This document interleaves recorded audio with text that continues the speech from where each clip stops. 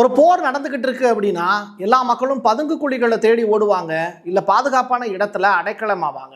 ஆனால் ஈரானில் இருக்கக்கூடிய பொதுமக்கள் ஒரு நாளை செலிப்ரேட் பண்ணுறாங்க.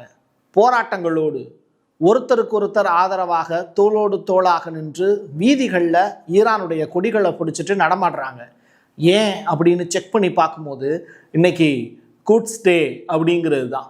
எதனால் இந்த நாளை இவ்வளவு சிறப்பாக அனுசரிக்கிறாங்க அப்படிங்கிறத தேடி பார்க்கும்போது சில வரலாற்று உண்மைகள் கிடைச்சிது.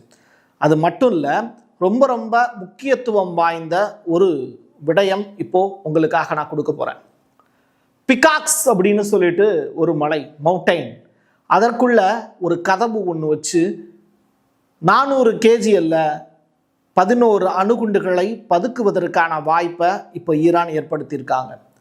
ரொம்ப ரொம்ப சென்சிட்டிவான ப்ளஸ் எக்ஸ்க்ளூசிவான கண்டென்ட்டை இப்போது ஒரு ஃபாரின் நியூஸ் சேனல் வெளியிட்டிருக்காங்க. அதிலிருந்து கேதர் பண்ணி தான் இந்த நியூஸை நான் உங்களுக்கு சொல்கிறேன். டீட்டெயில்டாக பேசுவோமா? வாங்க பார்க்கலாம் உறவுகளே. இது பிரசாத் சிக்னேச்சர்.